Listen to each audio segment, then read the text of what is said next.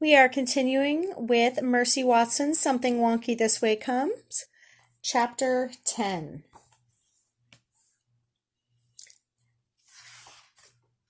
In the front row of the Bayou Drive-In, Officer Tomalolo sat straight up in his seat. Officer Tomalolo said, "Did you hear that?" Mrs. Officer Tomalolo said nothing. So again, Mrs. Officer Tomalolo, she's silent. She does not speak. Why do you think she doesn't speak? Probably because her husband talks too much. He answers his own questions. "Was that a scream of distress?" said Officer Tomalolo. "It sounded like a scream of distress," he answered himself. "Is someone in trouble?" Officer Tomalolo asked. Mrs. Officer Tomalolo said nothing. "It is very possible that someone is in trouble," Officer Tomalolo answered himself. "Is it time for an officer of the law to step in?" Officer Tomalolo asked. "Most definitely," he answered. Officer Tomalolo put his badge around his neck. He got his bullhorn from the back seat. He kissed Mrs. Officer Tomalolo goodbye. He said, "Am I off to make the world a safer place?" "I am," he answered himself. "I am most definitely off to make the world a safer place." Mrs. Officer Tomalolo waved goodbye. Chapter 11. Mercy discovered that there was hot buttered popcorn everywhere. Look at her face. She's so happy. Every car had big buckets of popcorn. Every car had open windows. The popcorn was buttery. The popcorn was crunchy. The popcorn was delicious. It is everywhere. Looks like she's leaving a trail. Mercy helped herself. She helped herself again and again. People screamed. People laughed. People fainted. Mercy kept eating.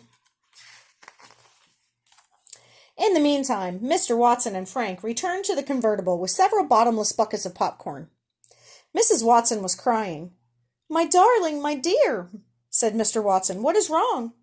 "It's a tragedy," said Mrs. Watson. "I wouldn't exactly call it a tragedy," said Eugenia Lincoln. "Mercy is missing," said Stella. "Don't worry," said Mr. Watson. "We'll find her." So Mrs. Watson is crying, which is not normal. Mercy is missing. That's why she's crying now. "I'll wait here if you don't mind," said Eugenia Lincoln. She helped herself to some hot buttered popcorn. What do you notice about Eugenia right now? What is that thing right there on her face? Oh my goodness, it almost looks like a smile. Why do you think she's smiling? Well, for once, Mercy is gone. It could have to do with the popcorn too, but we know that she is not Mercy's biggest fan.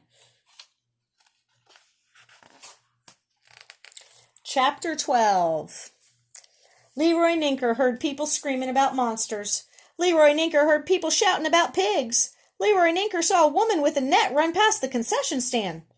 "What are you trying to catch?" said Leroy Ninker. "A pig," said the woman with the net. "A pig?" said Leroy Ninker. "That's right," said the woman.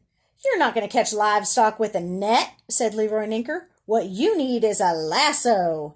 Yippee-yow! So check Leroy out. He is happy. He wants to save the day with his cowboy lasso skills. He's proving that he's reformed too, right? He's being a hero, not a thief. Mr. Watson and Mrs. Watson and Stella and Frank and Baby shouted, "Mercy! Mercy! Mercy!" "Should you remain calm?" Officer Tomalolo asked. "You most definitely should remain calm." Look at all that chaos. All because Mercy is off eating some popcorn.